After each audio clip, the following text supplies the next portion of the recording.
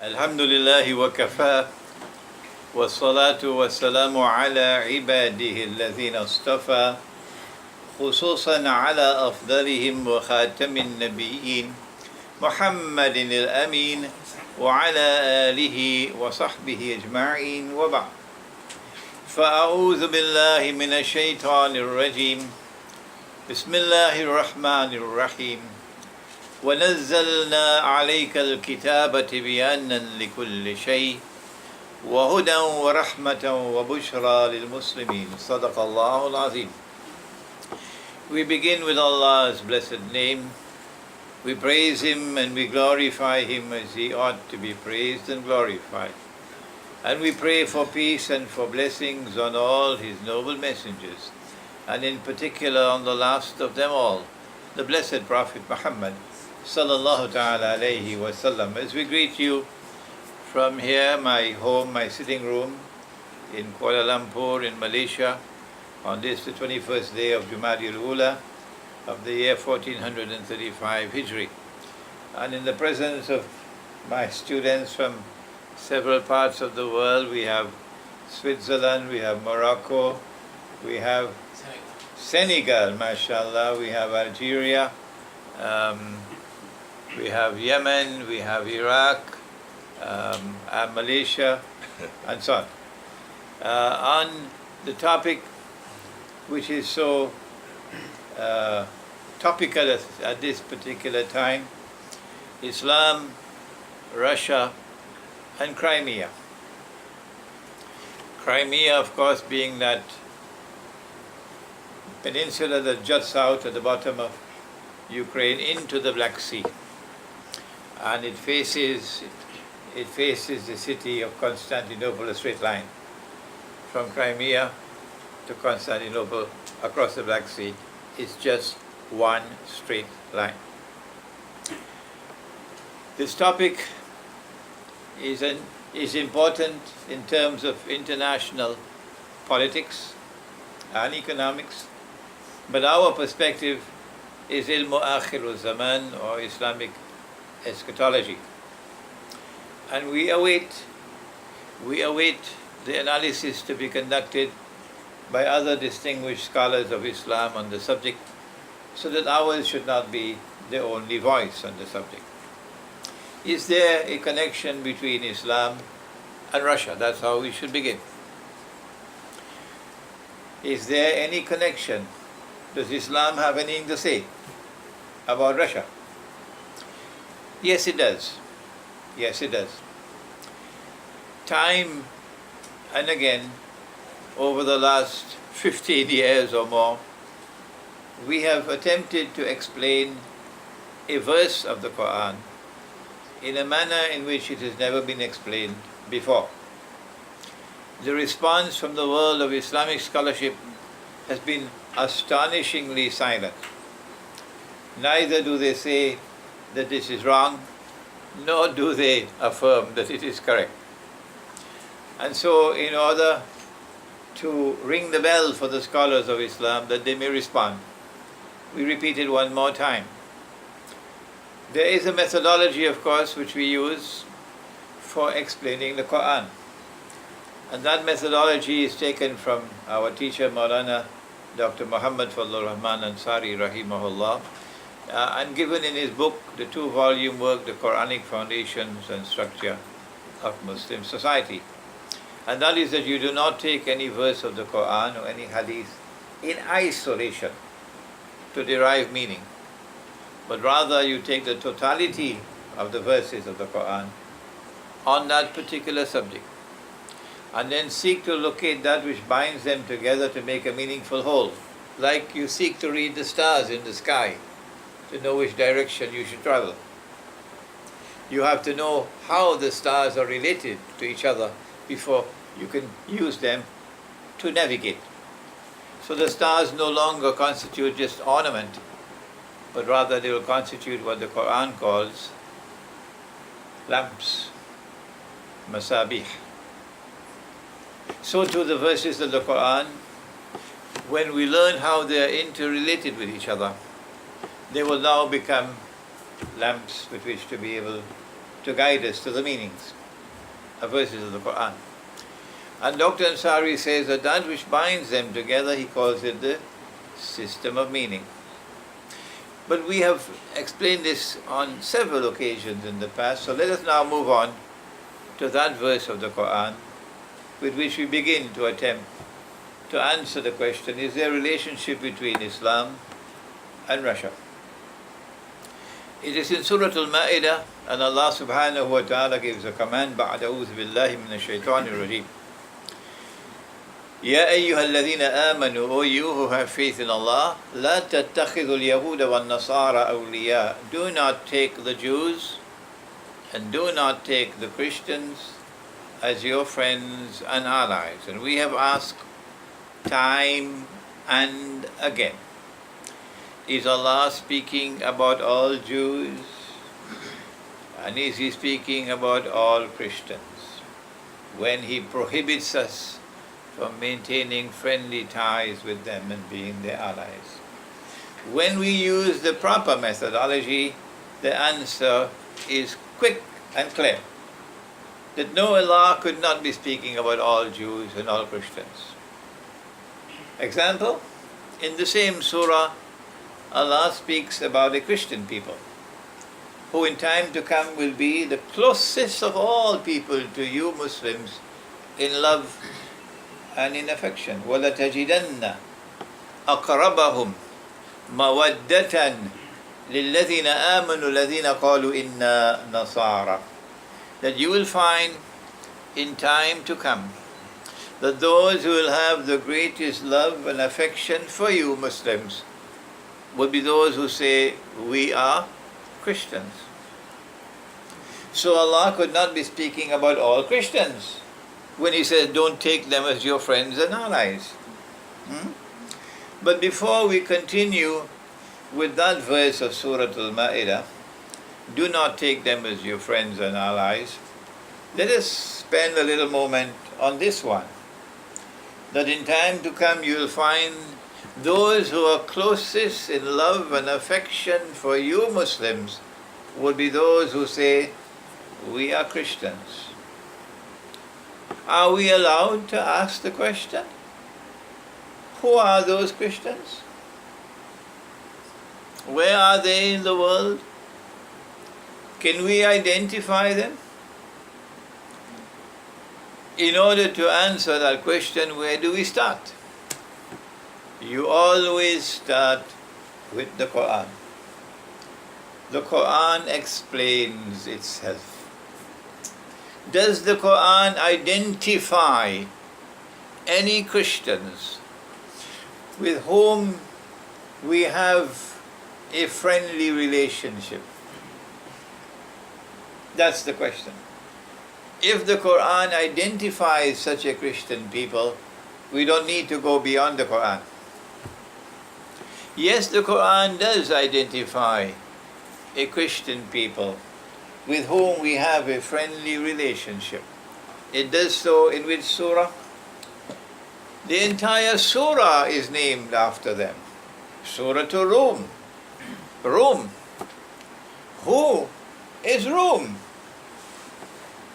There are those who would, without any shame, without even any blush, would declare that Rome is Washington and Rome is NATO.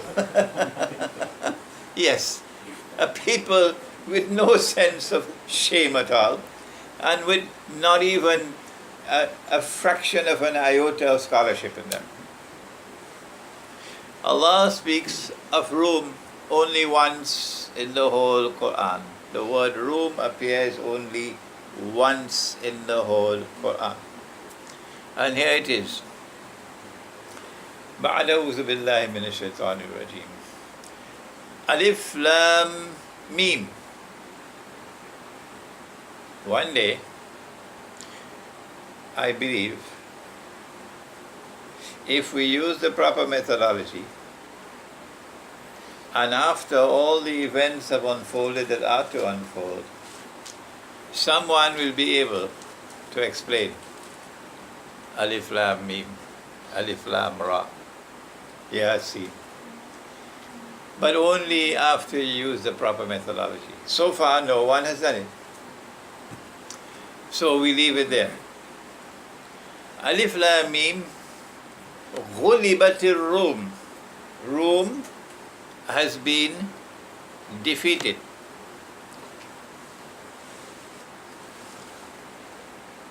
This is the accepted reading of the verse. The passive tense. Rome has been defeated. Fi adna al-ard.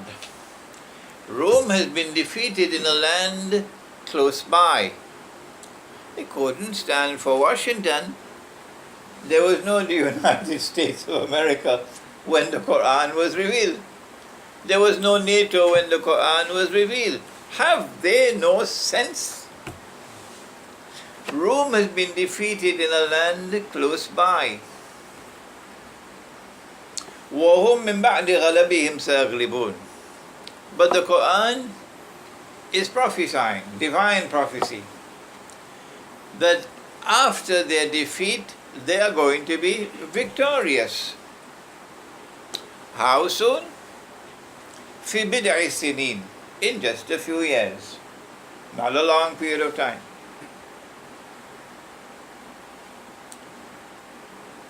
Did this happen? Yes, it did. Who was it?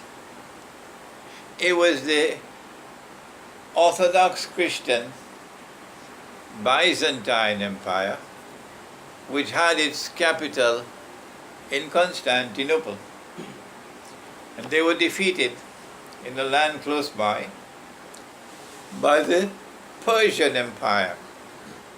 And then within a few years, they were able to turn the tables and they were victorious over the Persian Empire. This prophecy, divine prophecy in the Quran was fulfilled. Lillahi al-amr. Decision making is with Allah, not with NATO, not with the Security Council of the United Nations. Lillahi al-amr. Decision making is with Allah. Min qabl wa min ba'd. Min qabl wa min ba'd. On the previous occasion, it was Allah who decided. And on the next occasion, it is Allah who will decide. So there's another occasion when Rome will once again be victorious. Let us repeat that. This second one could not refer, as some commentators of the Quran would like us to believe, to the conquest of Mecca. Rome never conquered Mecca. No, the Quran is referring to a victory by Rome. Min qabl wa min ba'd. And so there is a previous victory, and then there is a subsequent, another victory which is to come. وَيَوْمَئِذٍ يَفْرَحُ الْمُؤْمِنُونَ. And on that day, on the previous occasion, when Rome was victorious, the Muslims or the believers celebrated. And on that day which is to come, on the other occasion, when Rome will once again be victorious, on that day the Muslims are going to celebrate. بِنَصْرِ اللَّهِ. With Allah's help. يَنْصُرُ مَن يَشَاءُ. Allah helps whomsoever Allah chooses to help. وَاللَّهُ عَزِيزٌ رَحِيمٌ. And Allah is powerful. And Allah is kind and merciful. This verse of the Quran clearly, without any ambiguity whatsoever, directs attention to a group of Christians with whom we Muslims have a positive relationship. And I'm not talking about the Ottoman Empire. No, I'm talking about the rest of the Muslims. The Ottoman Empire is a different kettle of fish from the rest of the world of Islam. We have a positive relationship with Rome. And then when Allah says that in time to come you will find that those who have the greatest love and affection for you Muslims will be those who say we are Christians. Obviously, we can identify the Christians now with whom we'll have that loving relationship. The answer is Rome. Is Russia a part of Rome? Whoever says no should buy a one-way ticket to the moon. Go and live there. Don't come back here. Russia is most certainly a part of Rome. Russia is indeed the leader of Rome at this time. When Constantinople was conquered by the Ottomans, then the capital of Rome shifted. It could no longer be Constantinople. The patriarch in Constantinople had to be a citizen of Turkey, had to be Turkish. So that could not be anymore the capital of Rome. Moscow then replaced Constantinople. But whether Moscow replaced Constantinople or not, you may want to argue with me. I don't have time to argue. What we are saying, and if I'm wrong, I invite you, my critics, to come forward with integrity. And don't hide behind pseudonyms. Use your name if you want to offer a criticism. This is scholarly integrity. If you want to criticize Imran Hussein and you're afraid to use your name, you're not a scholar. No. We say that Russia is a part of Rome. We are absolutely correct in that statement. And therefore there is a relationship between Islam and Russia. Because the relationship between Islam and Rome and Russia is a part of Rome. And that relationship is one which is positive. History may have a lot of blood in it that is otherwise. And you could blame the Ottoman Empire for that. But don't blame the Quran.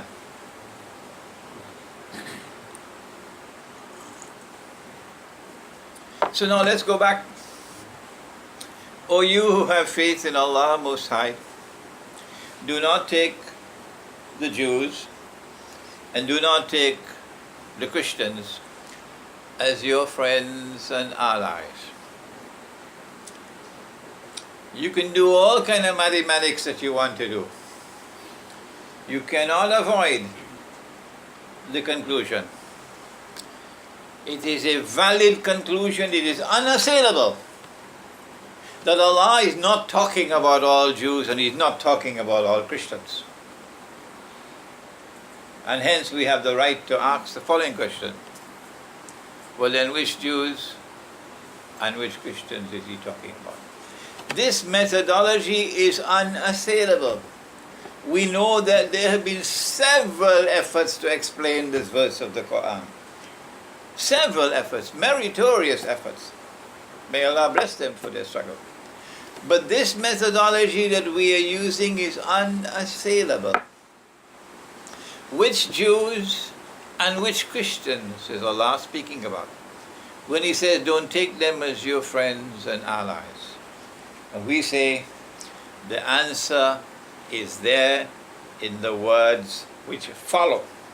Ba'aduhum awliya'u ba'd. As plain as daylight. The answer is ba'duhum awliya'u ba'd. Allah is saying, do not take such Jews and do not take such Christians as your friends and allies, ba'duhum awliya'u ba'd, who themselves are friends and allies of each other.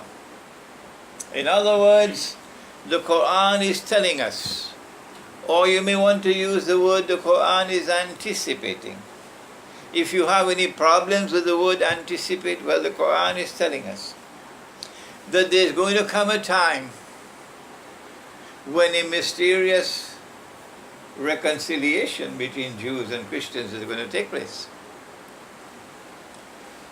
And a Jewish-Christian alliance is going to emerge in history. When that Jewish-Christian alliance takes place, then Allah is commanding us, do not take them as your friends and allies. Has that Jewish-Christian alliance emerged? The only ones who seem to be unaware of that are those who are waging their Yankee jihad in Syria, and they don't have time for the Quran. And the Yankee jihad in Libya, and they don't have time for the Quran. No. The rest of us know that the Jewish-Christian alliance has emerged. Yes, it has. It is the Zionist Jew and the Zionist Christian who have bonded themselves together in a Judeo-Christian Zionist alliance. And they are the ones who took power in Britain, causing the British government to issue the Balfour Declaration in 1917. They're the ones who took control of power in the United States of America, establishing a mysterious relationship with the United States and Israel, as Britain had with Israel before. They're the ones who today have NATO as their military arm. They're the ones who defy every law, domestic law, international law, every law they defy. They break every law in order to achieve their objectives. They use deception, they use monstrous lies, they use oppression, and then they come to you and tell you, you must obey the law. You are breaking the law. When they don't have even any shame on their faces. But you've broken the law so many times. These are the ones who want to control the world. They're the ones who want to establish one world government. I don't know what's wrong with the world of Islamic scholarship, that they seem to be so happy talking and lecturing about peanuts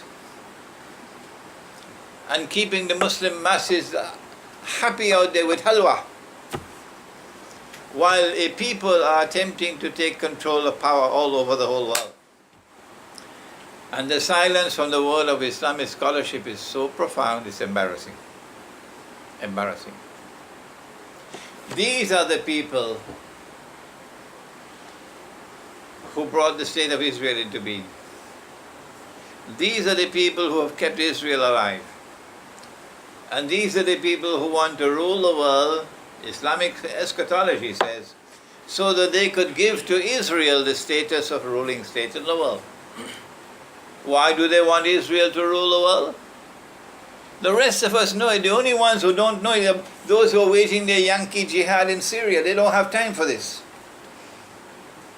They want Israel to rule the world, so that tomorrow a man will stand up in Israel.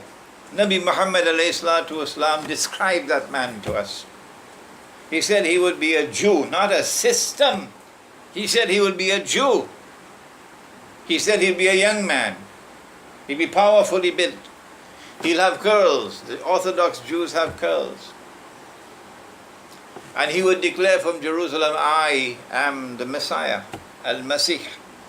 But he would not be the Messiah, because he would not be the son of Maryam, alayhi salam.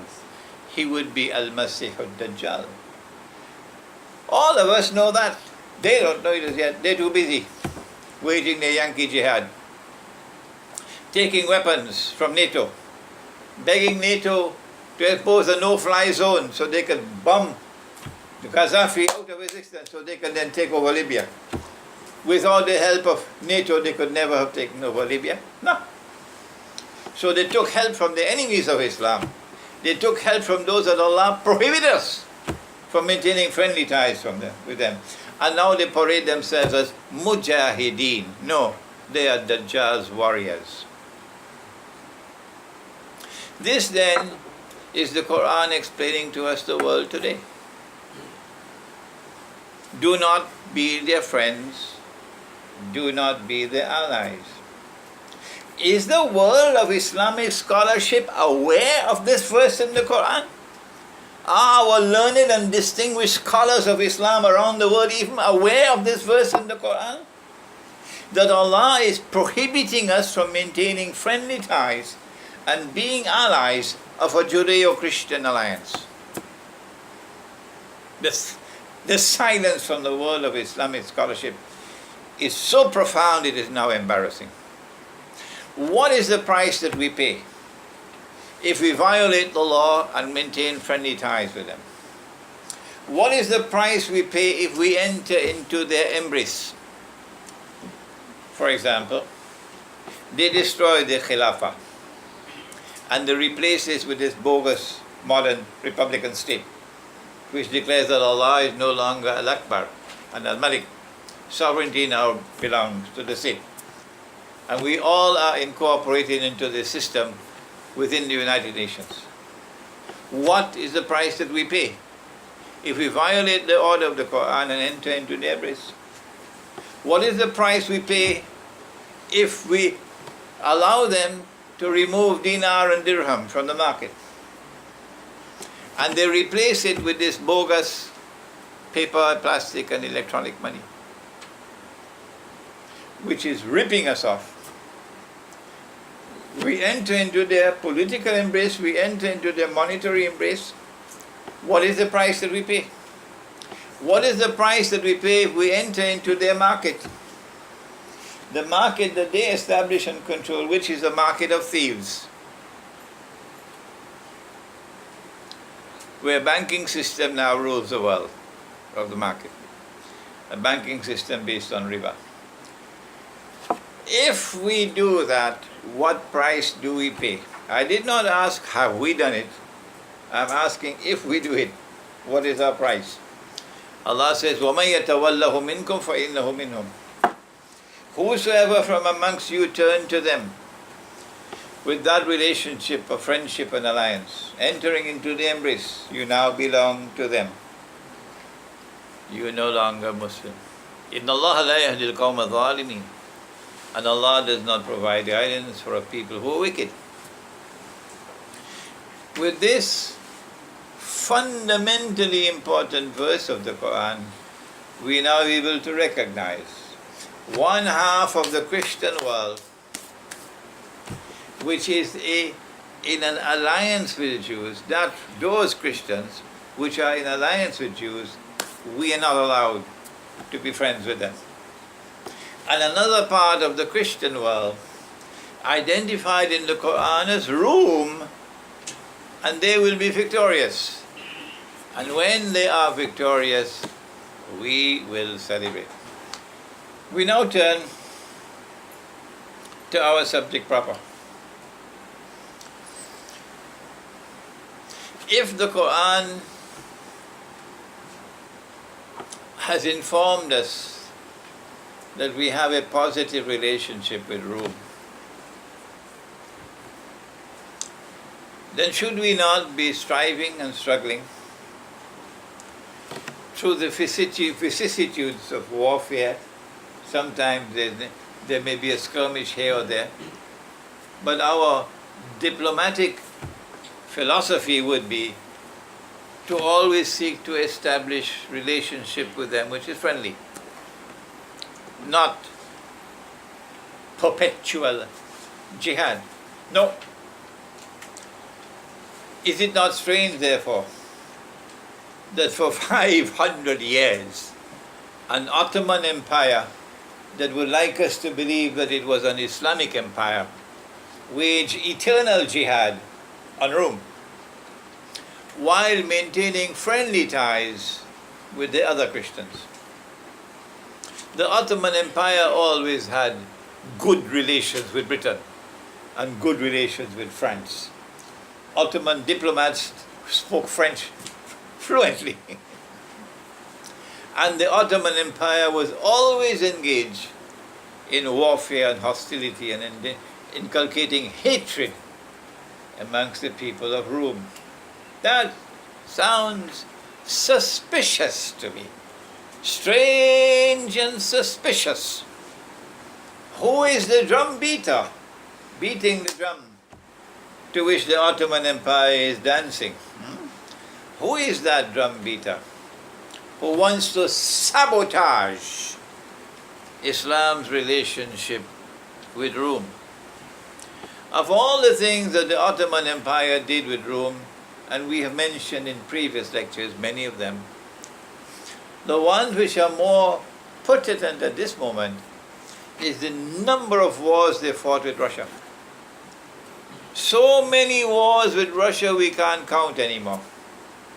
War after war after war after war with Russia. In consequence of which, naturally, the Russians should have hatred in their hearts for Muslims. No wonder, therefore, that the Russians would be hostile to Muslims living in their vicinity.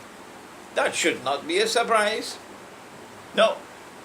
How can Russia feel good about Muslims and treat them nicely and maintain friendly ties with them when the capital of Islam is waging war, continuous war, on Russia? But that's not all. It's not only war on Russia. It's not only capturing Christian women through warfare, enslaving them, and stocking the harem with Christian women. The Sultan never married. They had an endless stable of slaves, an endless stable of European women as slaves, some of them Russian. And then they would take Christian boys, these are boys of Rome, convert them to Islam, and then raise them to be part of the elite fighting force of the Ottoman Empire, the Janissaries. And so the sons of Rome will be used to fight Rome. That is adding insult to injury. Was this calculated? Are they doing these things deliberately to sabotage for all times to come any possibility of friendship and alliance with Rome? Is it by accident that when they conquered Constantinople, the first thing that they did was to take the cathedral of Rome, Hagia Sophia, which was the most magnificent building of Christian world, and which had functioned as their cathedral, the major cathedral for 1,000 years, and then shamefully and disgracefully and manifestly sinfully, and I wish I could get another scholar of Islam somewhere in the world to speak these words that I am speaking. Convert that cathedral to a masjid. Shame on you. Shame on you. Shame on you, we say, to the Ottoman Empire and to Sultan Muhammad Fatih. No wonder Imran Hussein is now banned in Turkey. The Turkish Muslims can no longer listen to my lectures. No? Turkey is scared because the bubble is bursting. You can kill a man, you can assassinate him, but you cannot kill the truth. Even the Israeli Mossad now realizes that. You can't keep on killing people because that's not going to kill the truth. The truth will triumph one day. The truth cannot be defeated. And this is the truth which is now coming out about the Ottoman Empire. So not only do we have a Russia which is filled with hatred for Muslims, but now something else. It appears that when the Mongols, Genghis Khan, came out to the west, they brought with them the Tatar people who settled in Crimea, that peninsula jutting out into the Black Sea. And the Tatar have been there for hundreds of years now in Crimea. They were once the majority population in Crimea. It was once a Khanate, they call it a Khanate. If I am wrong, I would like to be corrected. But the historical record appears to be saying, and this will have to be accepted until it is refuted, that the Crimean economy under the Tatars was based on slave hunting. They went on raids in that region, Russia being the prime target, and they would capture people, innocent people, who have done nothing wrong, and then enslave them, and then supply the slaves to the Ottoman Empire. Shame, shame, shame, shame, shame on the Ottoman Empire. They should never use the word Islam. Take out the word Islam. Is that how you get slaves? Innocent people in Russia? And the Tatar goes and raiding them and capturing them and then supplying the slaves to the Ottoman Empire? If I am wrong, I invite the Tatar Muslims in Crimea to kindly correct me, and I will apologize. But this is what the historical record says. And so now we have a situation where, while the book speaks about a positive relationship, the concrete reality is the opposite. Which one is going to survive in Akhirul Zaman? The answer is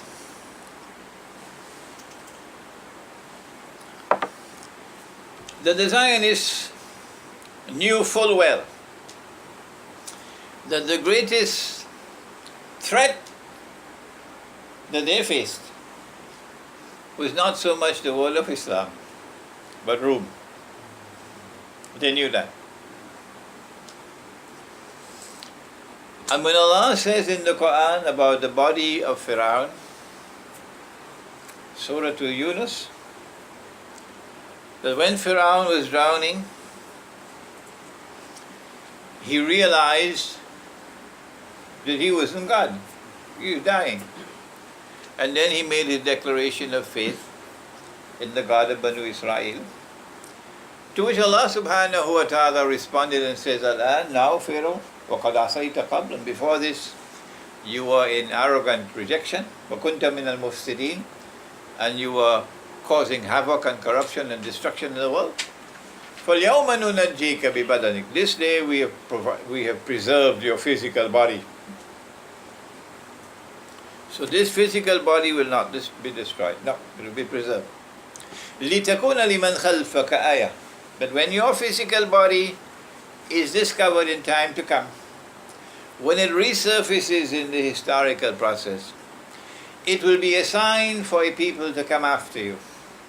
وَإِنَّ كَثِيرًا مِنَ النَّاسِ عَنْ آيَاتِنَا لَغَافِلُونَ, but most people are just too busy to bother about the signs of Allah.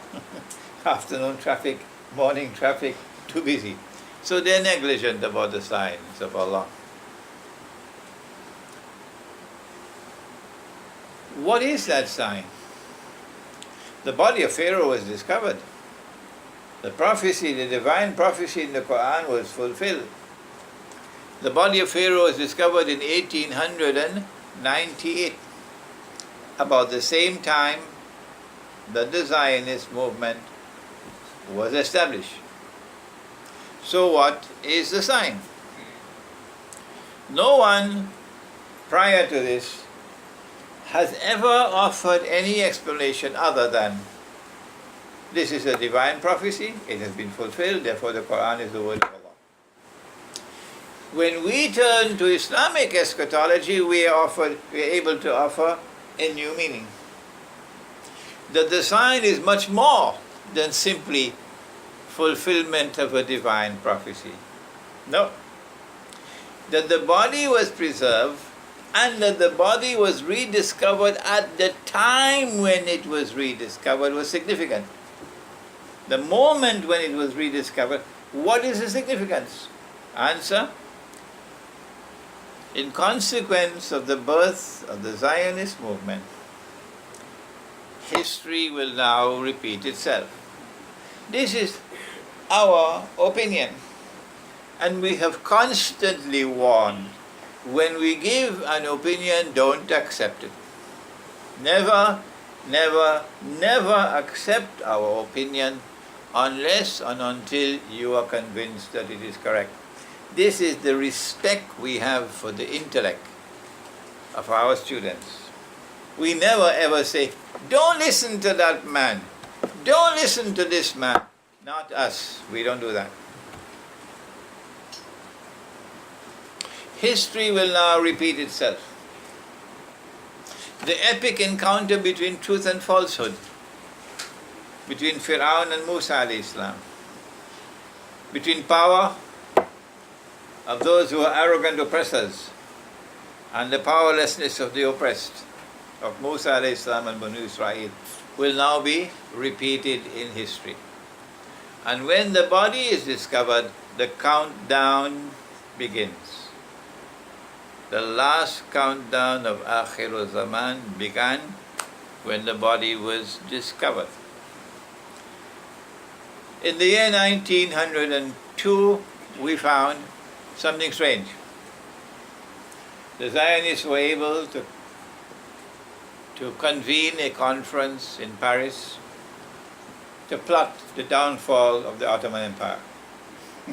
1902. Paris. Oh, but France was always a friend of the Ottomans. Britain was always a friend of the Ottomans. And now in Paris the meeting takes place. It took them 6 years. Between 1902 and 1908. Only 6 years. It is stupendous. It is incredible. It's beyond understanding that in such a short period of time, they were able to launch a revolution which toppled the Sultan and the Khalifa. Abdul Hamid was forced to step down. And in his place came a godless secular regime, nationalist, to take over control of the Ottoman Empire. And the stage is now set for the Zionists to achieve their goals. In the next year, 1909, Britain and France reached out to Russia to get Russia to enter into a triple alliance. Why? Because they want to checkmate the Ottoman Empire. The big war is coming. The Ottomans cannot turn to Britain and France in an alliance when Russia is in the alliance, because the hatred for Russia is too great amongst the Ottomans. So by Britain and France embracing Russia in an alliance, it checkmates the Ottoman Empire. The only way you could do now is to turn to Germany, nothing else.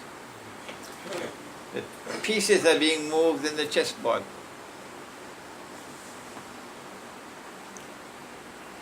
What the British and the French also did was to offer to Russia Constantinople. And Russia is so happy. This is our spiritual capital. This is where Hagia Sophia is.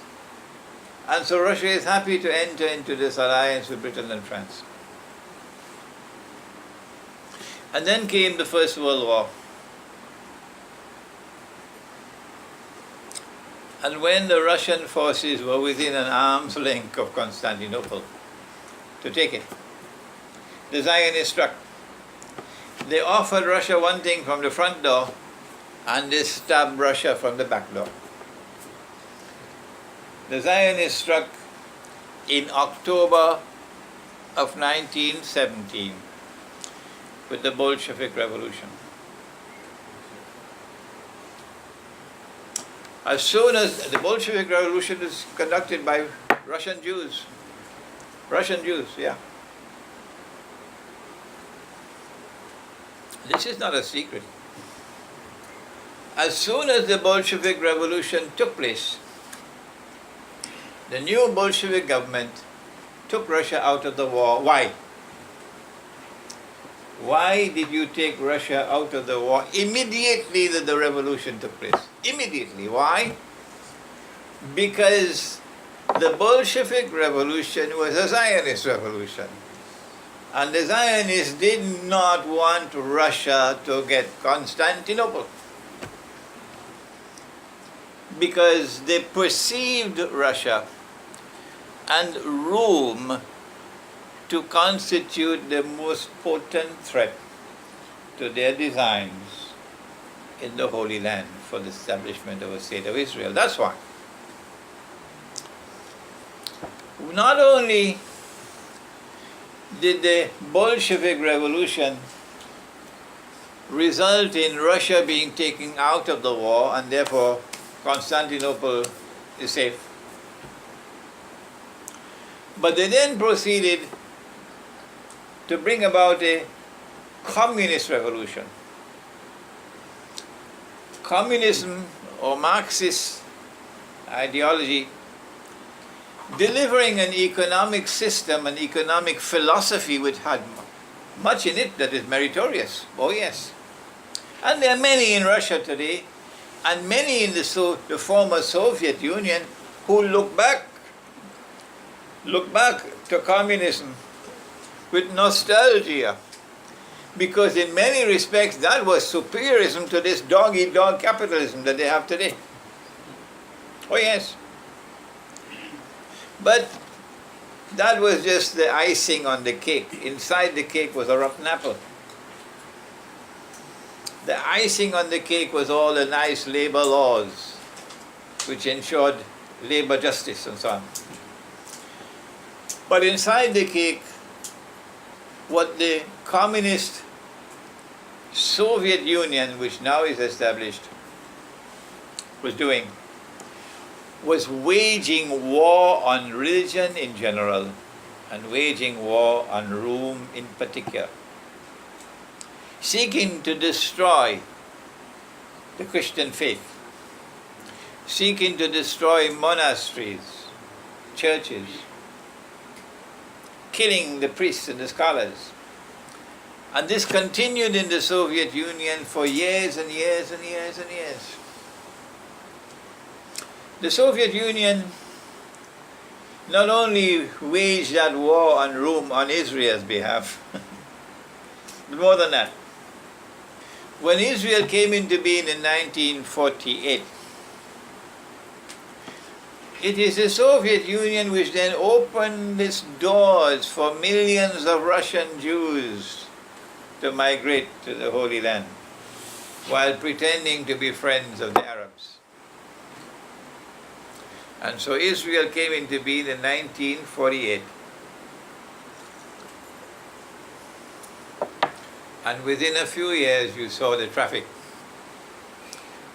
of Russian Jews migrating to Israel. In 1954, something strange and mysterious took place.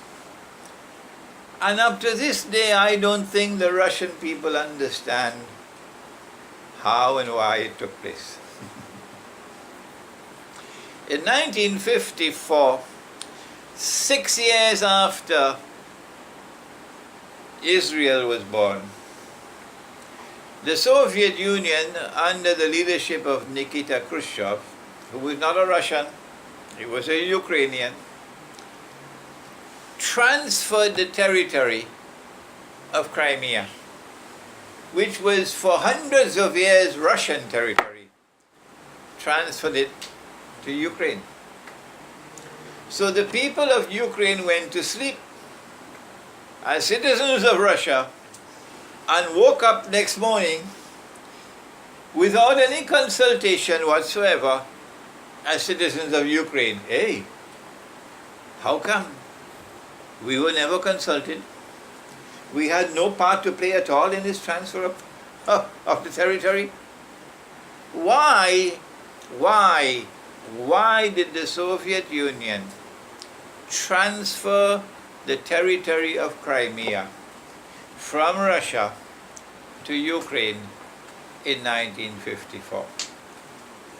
We say, from the perspective of Islamic eschatology, that this transfer of power has more to do in it than tourism. Yeah, it's not because Crimea is a tourist designation with all the spas and so on, not at all. Answer is, the Soviet Union is sabotaging Russia. As the Soviet Union sabotaged Russia in 1917 by taking Russia out of the war when Constantinople was just an arm's length away, so too in 1954 the Soviet Union sabotaged Russia, so that Russia will now be in a precarious position because the Russian fleet, the Black Sea Fleet, is located in a naval base in Crimea. The Russian fleet has been there for 200-300 years. But now it's no longer Russian territory. So if a tomorrow comes when a Ukrainian government comes into being that is pro-West, the news will be around the neck of Russia. And so now, from the perspective of Islamic eschatology, we can proceed with the topic Islam, Russia, and Crimea. What happened in this so-called color revolution, where it's called rent a mob, you pay them the money and they go out on the streets, and you pay them the money and they go and start random shooting, sniping and so on, snipers, rent a mob, and you pay these mercenaries, and you're doing it in Venezuela now, to incite a revolution against the democratically elected government in Ukraine. And after about 3 months of demonstrations and rioting on the streets of Ukraine, the president of Ukraine fled out of Ukraine. And we felt that Russia had been outmaneuvered and that the Zionists have now secured the last link that they needed to put the chain around Russia's neck. Remember, the transfer of the territory from Russia to Ukraine, and now a color revolution to bring into power in Ukraine a pro-Western government, which will be anti-Russia. And as a consequence, the rope will be around Russia's neck, that the naval base in Crimea will now be in jeopardy. Russia can no longer consider itself a superpower. Now, if you lose. If Russia loses Crimea, Russia's credentials as a superpower will now be in doubt. What did Russia do? What has happened over the last few days constitutes, in my opinion, the first major setback, that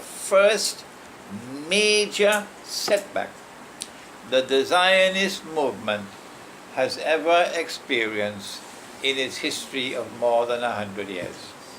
That is the implication of what has occurred in the last few days. That instead of the rope being around Russia's neck, Russia was able to take steps to emerge stronger than it has ever been before. From 1954, when Crimea was handed over to Ukraine in a very undemocratic way, without any consultation of the people, without the permission of the people of Crimea, and consultation with the Russian people. No, nothing of the sort. In this very undemocratic way.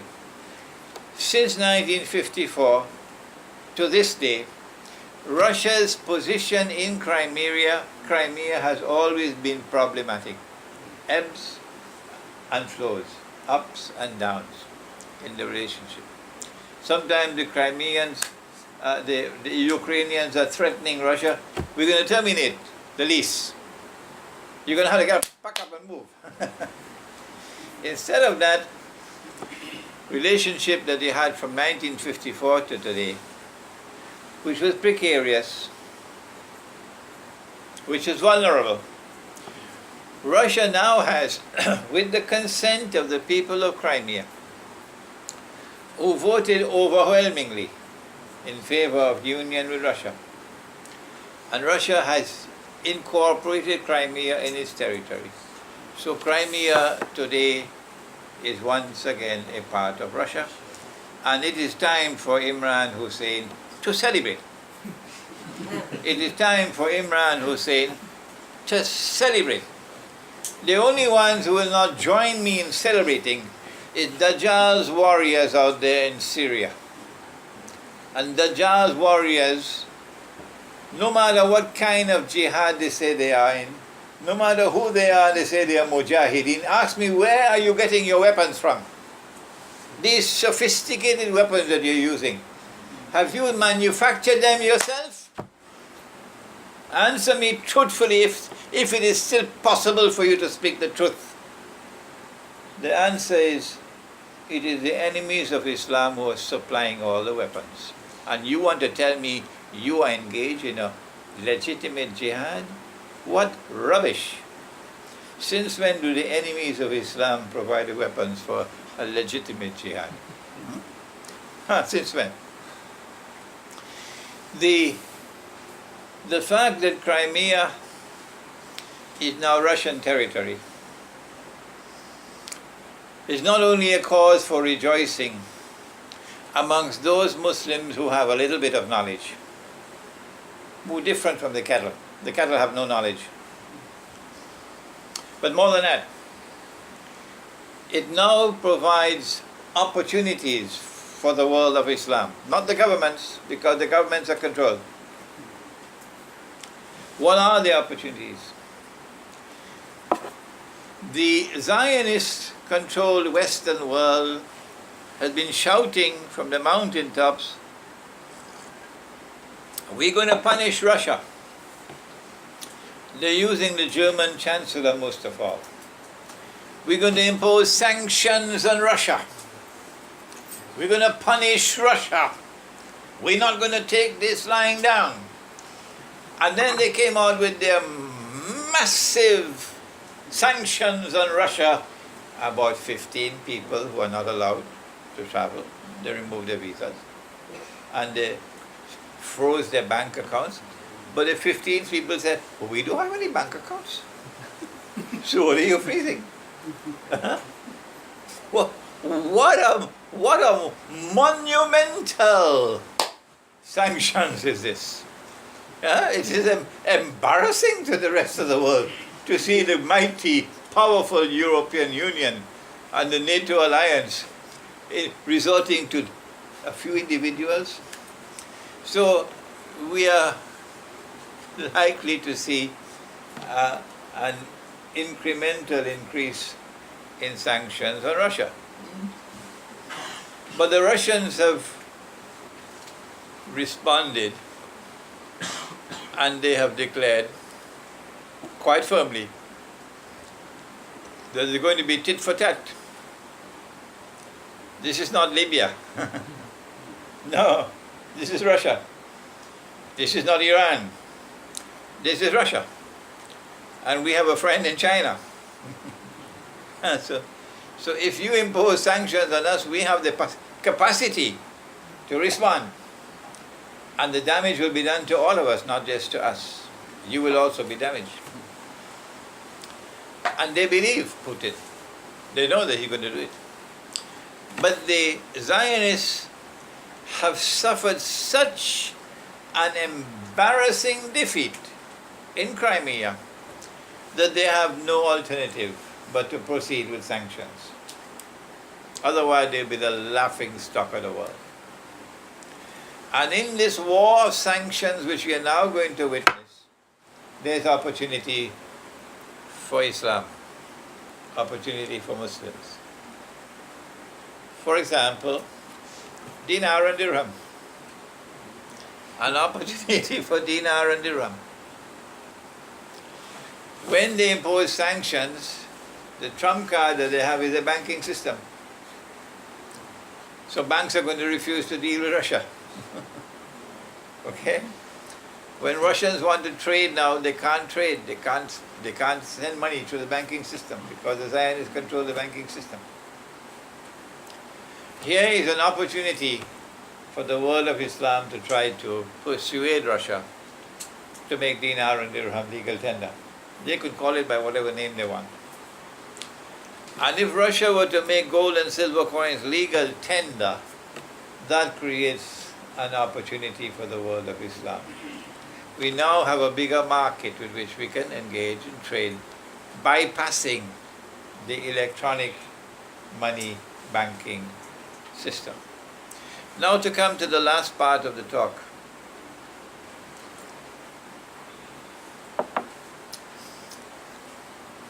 The fact that Russia is standing up to the Zionists not only throws into the garbage bin the arguments raised by others that Russia is a Zionist state, but more than that, it sets the stage for Armageddon, because the Zionists are pursuing a pig-headed obsession, a pig-headed obsession to rule the world. It doesn't matter to them what is the price. That doesn't matter. So if the price is world war with Russia, so be it. If the price is that most of mankind must perish, so be it. It doesn't matter to them. The Zionists, they don't have mind of their own to think. Their minds are controlled by Dajjal. So the stage is now set for Armageddon, or what the Prophet ﷺ called the Malhama. And from the perspective of Islamic eschatology, while the rest of the world of Islamic scholarship seems obsessed with teaching peanuts, that's all they teach, peanuts. From the perspective of Islamic eschatology, we know that the next major event to occur in history is going to be the Malhama, based on the hadith of the Sunan of Abi Dawood. Umranu Bayt al-Maqdis, Kharabu Yathrib. Kharabu Yathrib, Khuruj al-Malhama. Khuruj al-Malhama, Fathul Constantiniya. Fathul Constantiniya, Khuruj al-Dajjal. That there are events which fall in a line, the timeline.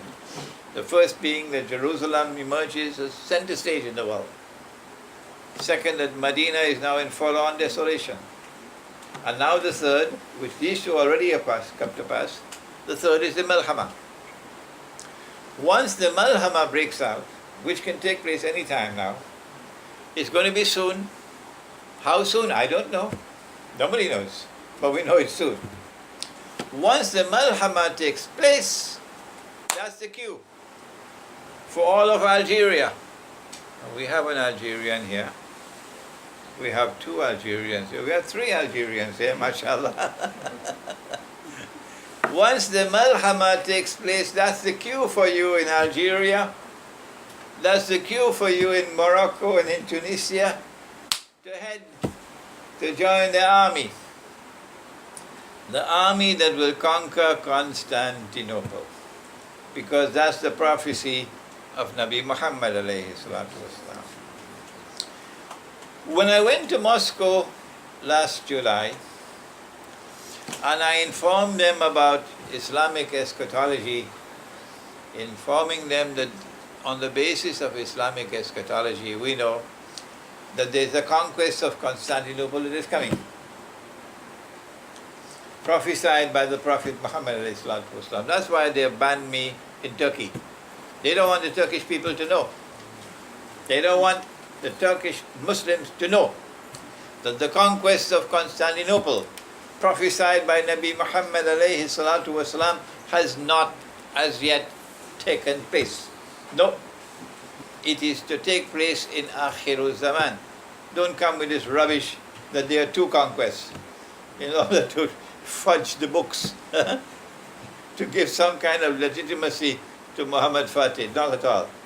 There's only one conquest of Constantinople prophesied by Prophet Muhammad alayhi salatu wasalam. That's the honest answer. So they were surprised in Rome, in Moscow. The Orthodox Christian world was surprised because they have the same prophecy. Christian eschatology is that Christianity is going to conquer Constantinople in Akhirul Zaman. And our Muslim eschatology is that Muslims are going to conquer Constantinople in Akhirul Zaman. And more than that, Nabi Muhammad alayhi salatu wasalam prophesied that there's going to be an alliance of Muslims with Rome. Now the pieces on the chessboard are being put in place.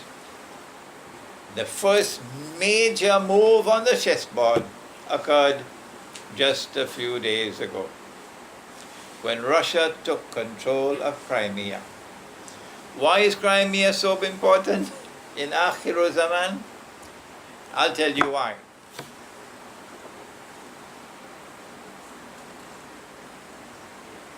You don't need a PhD from MIT to know that the Great War that's coming is going to be fought with nuclear weapons. No. You don't need a PhD to know that once nuclear weapons start, it's going to be a fight to the finish. So thousands of nuclear weapons are going to be used. You don't need a PhD to know that not only would most of mankind perish, and most of mankind seems to deserve to perish because they've turned away from Allah.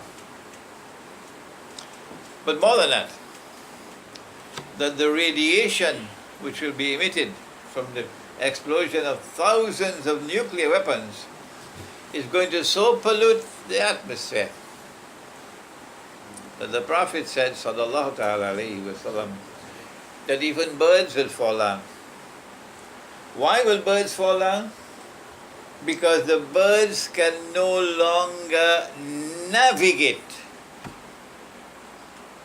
the pollution of the atmosphere with electronic waves, electromagnetic waves and so on. The birds can no longer navigate. So if birds can no longer navigate, then that's goodbye to electronic warfare. That's goodbye to aircrafts. Nothing will fly after that. Nothing will fly after that. No cruise missiles can be used after that. No air-to-surface missiles can be used after that. No. Not after the Malhama. So then wars are going to be fought after the Malhama on the land and on the sea, not the air. And the wars are going to be fought on the land and on the sea. Now then, there's a straight line between Crimea and Constantinople. And we can now understand why the Zionists probably cannot digest the dinner after the events of the last few days. While the world of Islamic scholarship continues to sleep, so soundly are they sleeping, they're even snoring now. So soundly are they sleeping, they're even snoring now. But over the last few days, what has happened is that the straight line between Crimea and Constantinople is now clearly visible. And so the attack that will take place on Constantinople will be on the land and on the sea. The naval attack from Crimea to Constantinople, just across the Black Sea, and the land attack when the Algerians, and we have 3 Algerians here,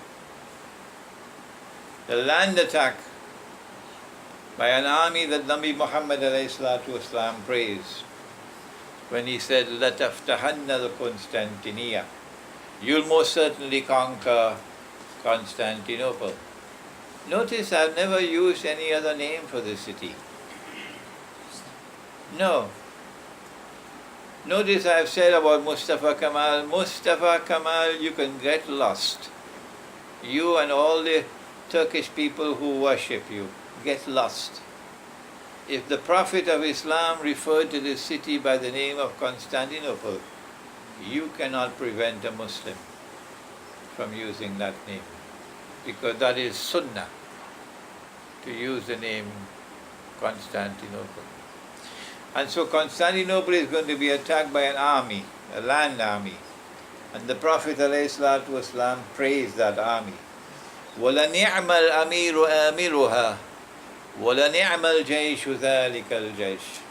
He praised the commander of that army, and he praised that army that is going to conquer Constantinople. And so the conquest of Constantinople will take place on the basis of an alliance with Rome. We've seen this part of the alliance, the army that's going to come from Algeria, Morocco, all over. And that part, which is going to be the naval one, coming in a straight line from Crimea to Constantinople. Once the city of Constantinople is captured, the back of NATO is broken.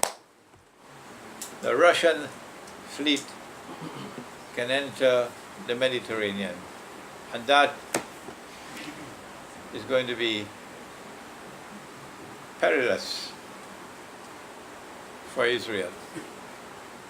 We pray that Allah subhanahu wa ta'ala may give to our people a light with which to see and understand what so many today do not understand, and give them backbones to stand up and proclaim the truth, regardless of the price we have to pay. ربنا تقبل منا إنك أنت السميع العليم وتب علينا يا مولانا إنك أنت التواب الرحيم برحمتك يا أرحم الراحمين آمين. I believe the audience out there who are going to be listening to this lecture tomorrow, Jamal, by tomorrow inshallah, would be happy and appreciate it if you all have any questions so I can answer them.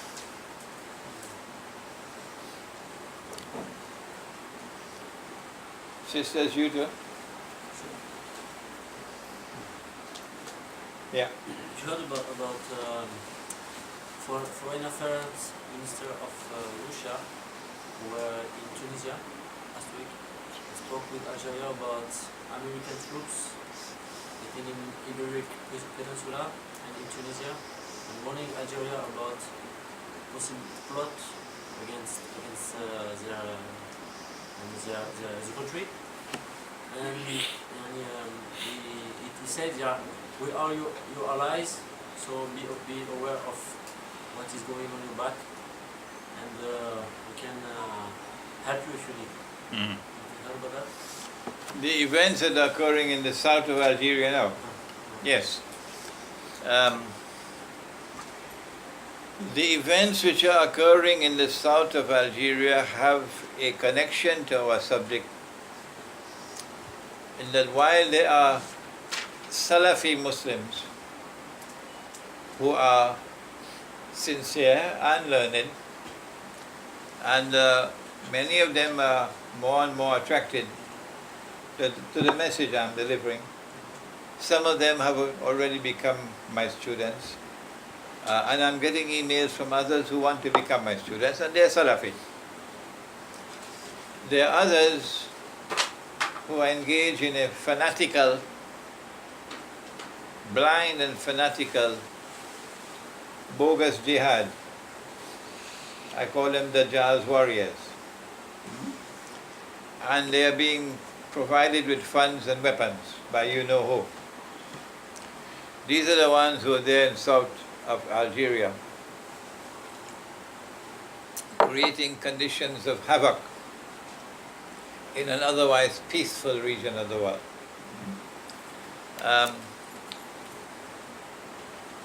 wherever these people appear, you know the design, the map is drawn by the Zionists.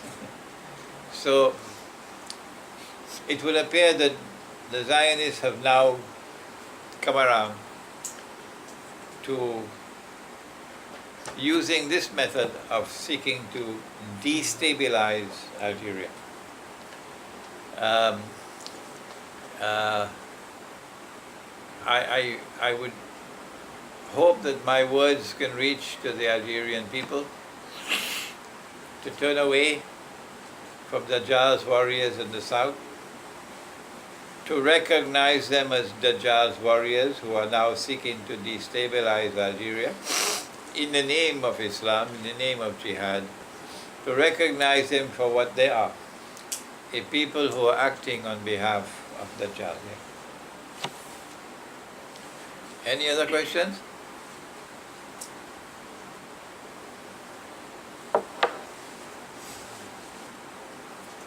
Sisters?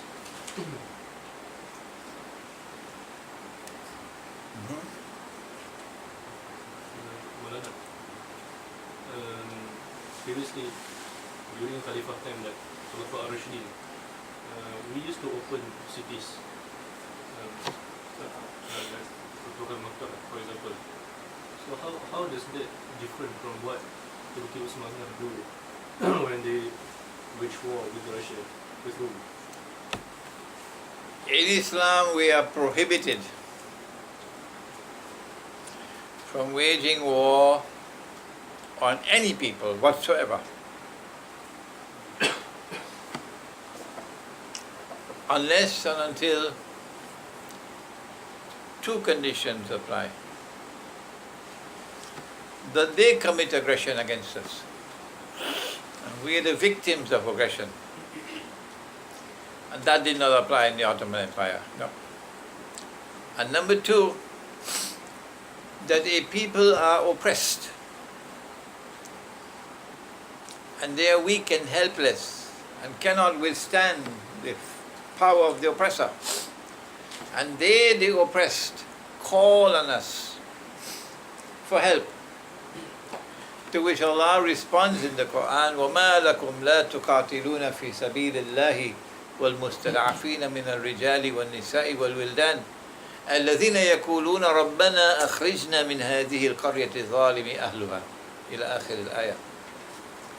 They are crying out for help. Send someone who will deliver us from this oppression. When the Muslim army marches to deliver them, the oppressed are going to welcome the army. Okay? No Christian in Eastern Europe ever welcomed the Ottomans. No. The population not only hated the Ottomans, but to this day they hated them. So this was a bogus jihad on behalf of the Ottomans. And it is shameful, it is disgraceful that Islamic scholarship cannot recognize that the Ottomans were waging a bogus jihad for 500 years. There is another philosophy which says that Islam has ordained eternal jihad against all the world until Islam imposes Islamic rule over the whole world. And when we impose our rule over you, you have a choice. You can remain Christian, or you can become Muslim. If you want to remain Christian, you pay jizya. But our duty is to rule the world. This is Dajjal's warriors, those idiots in Syria, those idiots in Libya. And I call them idiots. I call them fools. They're going to be angry with me. I know. One of these days they might want to come and even attack me. It doesn't matter to me. My answer to them is, you can kill a man, but you cannot kill the truth.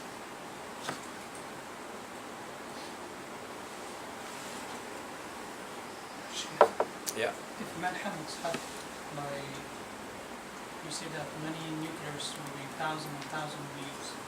So what should we do? I mean, the other part of the world, like Malaysia or other countries. Okay, this question, the first question was from Algeria, the second question was from Malaysia, the third question is from Iraq, northern Iraq, Kurdistan. And he wants to know, well, if thousands of nuclear weapons are going to be used in the Malhama, what are we to do? The answer is, life and death are in Allah's hands. If Allah has not written death for you, no one can take your life. And if Allah has written death for you, nothing that you do can prevent death from taking place. So you proceed to act in accordance with the divine guidance in the Quran. The divine guidance in the Quran for Akhiru Zaman is in which surah? Surah Al-Kahf. That when you see the city stinking, the city collapsing, the city becoming Sodom and Gomorrah, governments enacting legislation that a man can marry another man and get a marriage certificate, then that's the time for you to act in the manner that the young men in Surah Al-Kahf acted.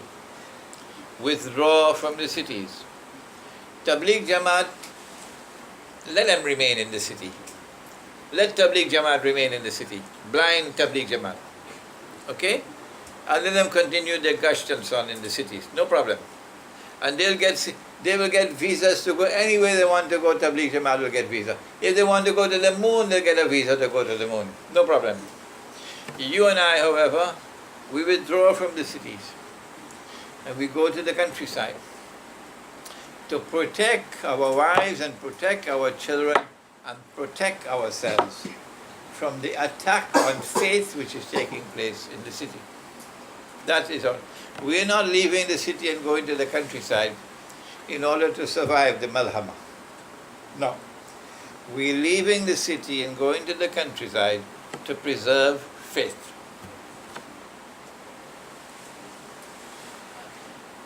So, could you please elaborate more on the opportunities that will arise for trading in dinar and dirham when the Western countries decide to move forward, sanction Russia?